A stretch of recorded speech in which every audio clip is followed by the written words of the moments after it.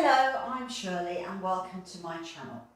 Today I was going to talk about calathea plants.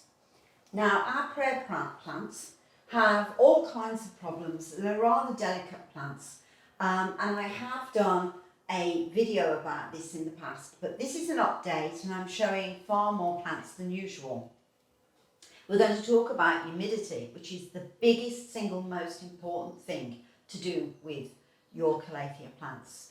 Light, places to keep them, positioning, and the soils, the medium. All of these tips that I'm going to give you today are going to help save you lots of time and basically money. If you lose your plant, you want it again, you've got to go and buy it again. So let's get started. Okay then, so this video I've thought out to really try to help you at home with your different types of prayer plants and in the different rooms that you might want to keep them. Now, the single most, as I said earlier on, fundamental problem with these plants is the browning edges of their leaves due to humidity. So the best place to keep these plants is in the kitchen or the bathroom. And obviously you'd like to see them in your lounge when you're watching TV, put them on the table, on a shelf, but you can't always do that. You can try, but you can't always do that because they literally do need this moisture. They need it in the air. So what we're going to do is we're going to go through some of these plants and show you how I cope with this sort of thing. So first of all, humidity, as I'm saying.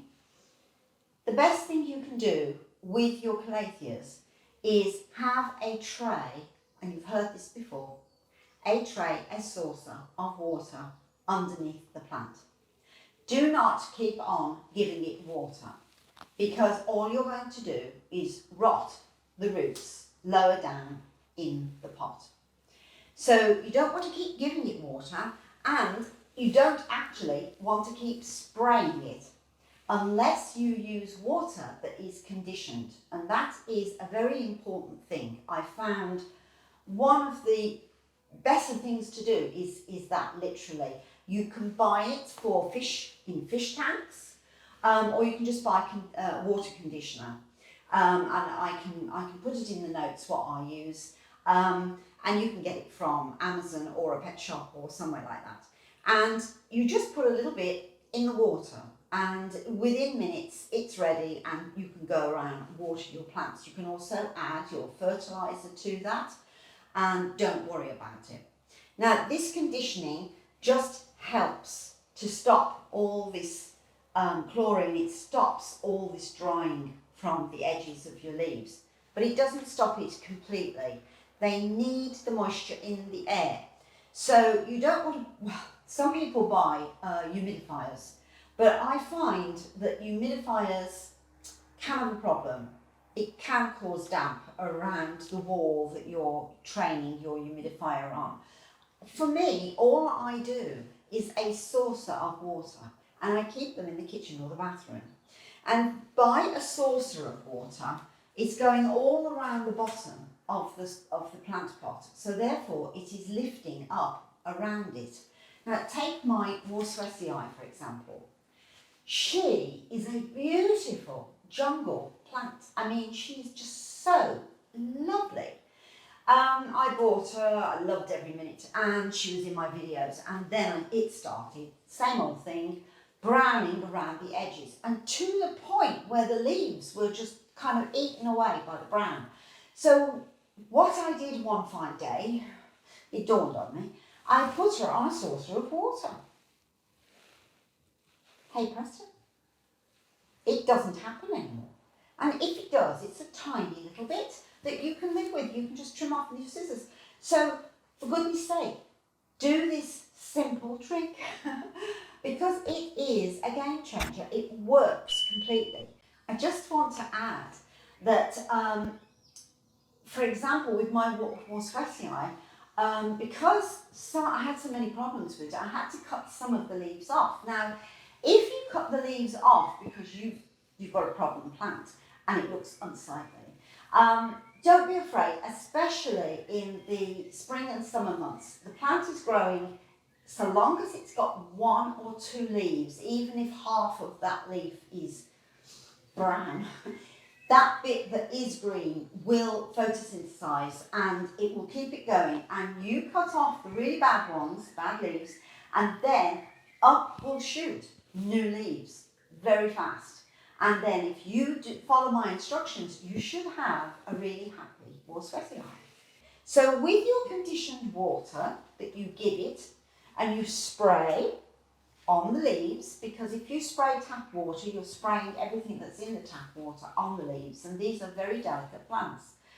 So if you spray the leaves with your conditioned water, it only takes you a minute to sort it out, and you give it conditioned water with its usual Vertigate, whatever, fertiliser. That then goes into the plant itself and into the soil. And then you've got your saucer of conditioned water around the bottom. The whole plant is being helped through the leaves, through the roots, the soils, and the saucer of water coming up over the leaves. Now, White Fuchsia I've had for some time, but this one is a new one because we had a fire, and with the fire we had ash into the room, and the ash is deadly. It killed a lot of my plants, but some of them did survive, and I've done a video about that. If you want to see it, I'll put the video up there. Now the Calathea White Fuchsia, because it suffered so much from the hot ash, it just withered very, very fast. I had so many problems. I put it in soil, I gave it new soil, nothing seemed to be doing the job. It had its saucer of water, that didn't work. So eventually I switched to PON. And this is the poor little thing that literally went down to a stump. So if you'd like to come closer, you'll see how she's recovering. And here she is. She's very small, but remember, there was no leaves. She was absolutely terrible. I was on the verge of throwing her away, and I put her in PON. And look at her now. Just look at all of this. It took some time for her to recover, I've got to tell you. It really did. But look, she's back. And just to help things along, I put some cellophane, some cling film, over the top. Now you could put a clear, that is a clear bag over the top, you know, with a bit of wire or elastic to hold it down. Or you could just get a bit of cling film like I do. This is just cling film, it's loose. There is air going in, but 70% of it is held, the humidity is held by the bag. So there you go, and so that is Calathea in PON. If you have a real problem and you're not getting anywhere and you want to keep going, you don't want to throw it in the bin, get Lucusa PON and watch my video on PON for beginners. And then you'll be able to set this up for yourself, and probably if you have problems with other plants in your house, you could try and do the same thing. Just ordinary types of plants now. But for this one that is very, very delicate, the PON worked. And so I bought myself another one just to show you how splendid this plant is. Now, when I finished this video, I am going to put this one on a saucer of water immediately. And if I see any browning, up will go the cling film around it, like that. And I will see how it goes. And if I have any further problems, then I will put it in PON as well. So PON is a useful thing that you can do. The soil that you have your plant in when it comes from garden centres, I would just give it a couple of days to settle into its environment, the place that you've decided to keep it. And then I would just get it out of the soil and give it some fresh soil. You can not take every bit of soil off it. There's no need to do that because obviously it's being good soil in the first place when it was in the garden centre, that is in the greenhouses. But what you want to do is improve the soil.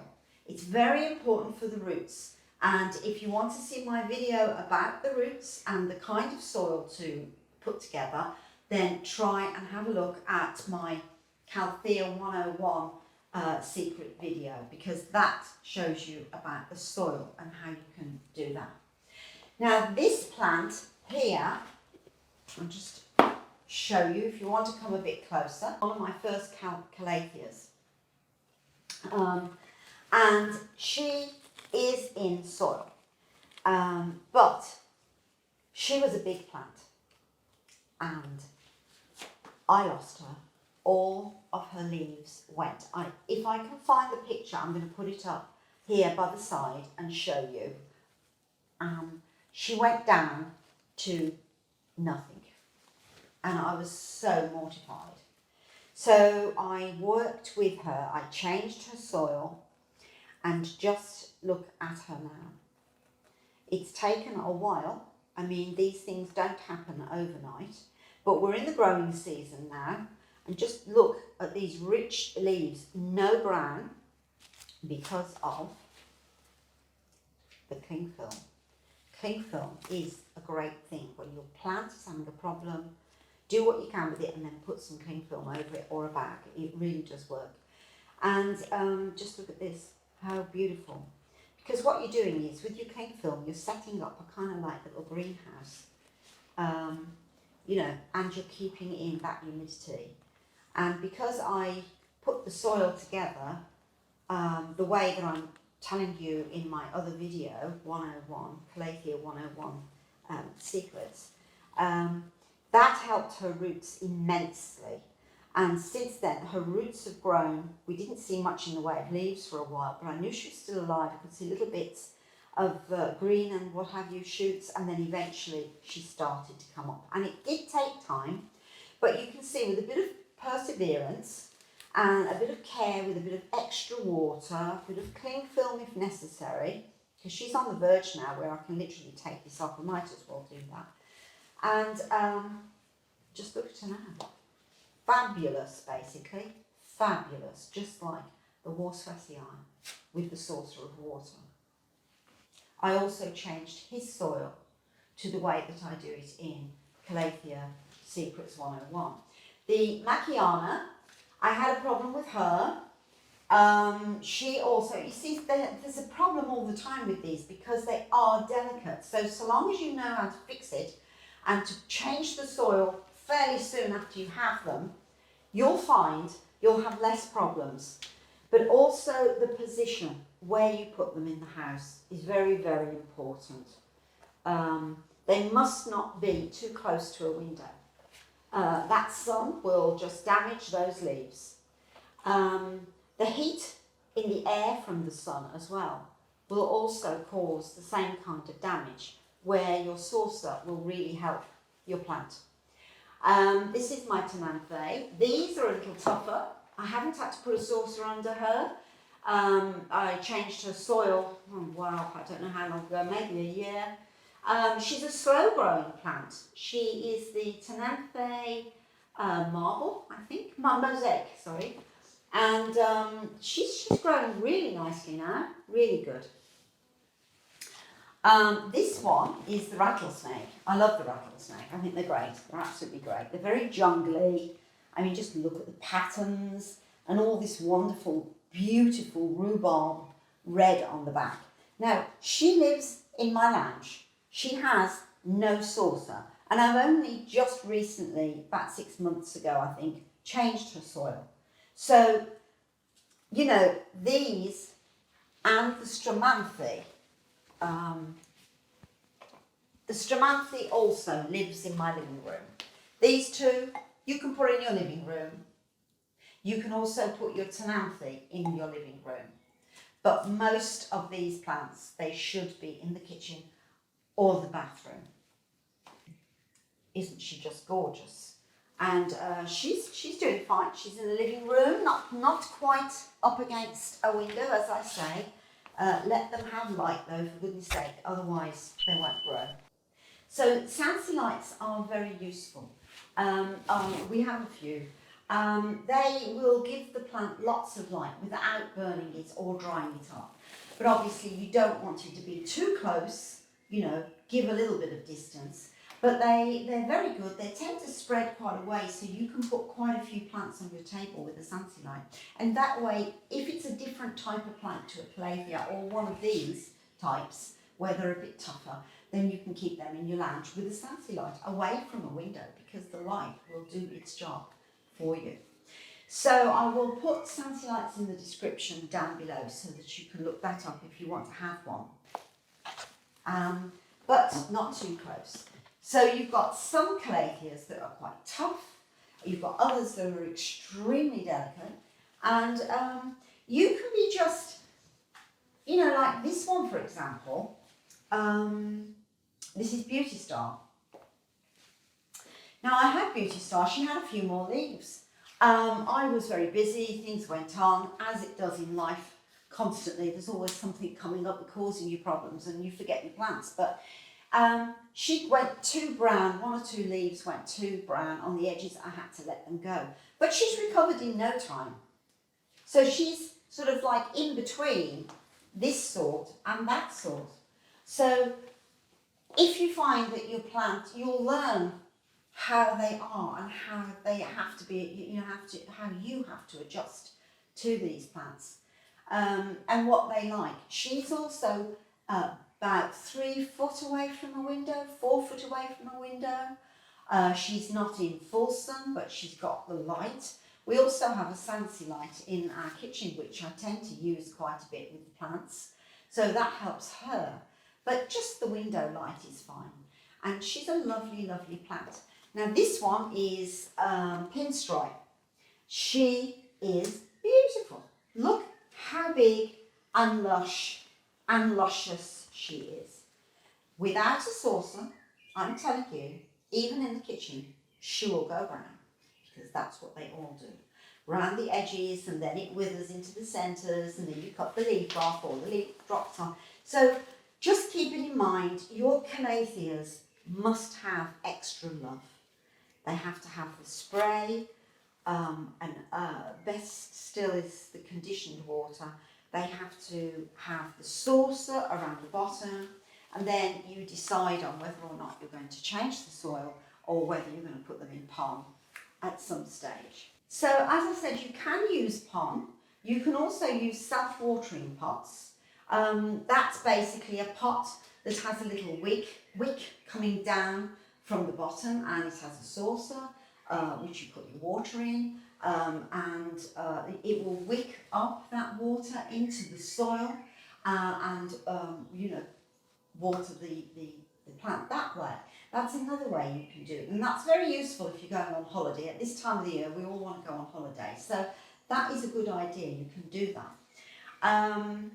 Now, if you use pon, for example, and say a year goes by or whatever, and you want to change it up to a bigger pot because it's grown so fast, because I will tell you they grow fast with pon.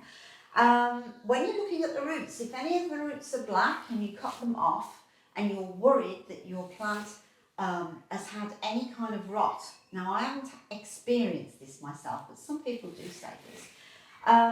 What you can do is you can either just cut off the rot and put your plant back in, because I'm sure it'll be fine. But if you are concerned about it, then you could put it in Stratham. Stratham is like a soil, and it's very good and very moist for plants. It's very good for young, tiny baby plants as well, to get them going. So if you have a sickly plant, have a problem with roots, you can actually put it in Stratham for a couple of weeks or a month, and it will build back its roots. And then if you want to put it back into soil, it will have grown some soil roots probably along with those water roots, and you could probably put it back into soil if you wanted to.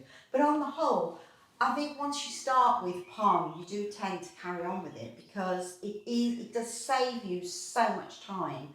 The other thing about pon is it doesn't attract these gnats fungus gnats, and I have done a video on fungus gnats and what I use, so if I put that up there you could go and have a look at that sometime.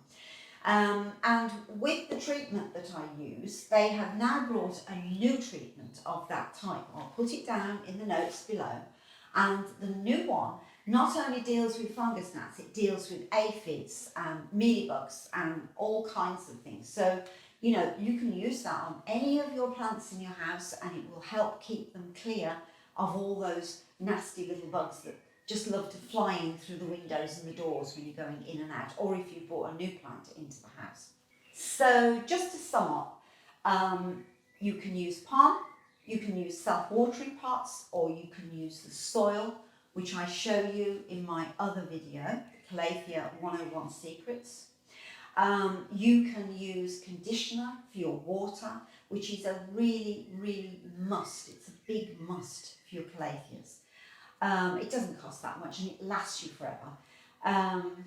You can use the saucers for the vapour to rise the air into the air, and you can put them in the kitchens and the bathrooms. The kitchens and the bathrooms, they've got drains, the sinks, the toilets, even the loo. They are all water, so it's all rising into the air, so it really does help to keep these plants happy. And remember, do not throw them away unless you haven't got the patience. Then don't throw them away and give them a chance. I have proved with my various ones here that a little bit of love and tender care and they will come back for you. So I think that's all I want to say for today. I hope that's helped. I hope you can go to one of my other videos, check them out, and I'll see you again in the next one. Bye.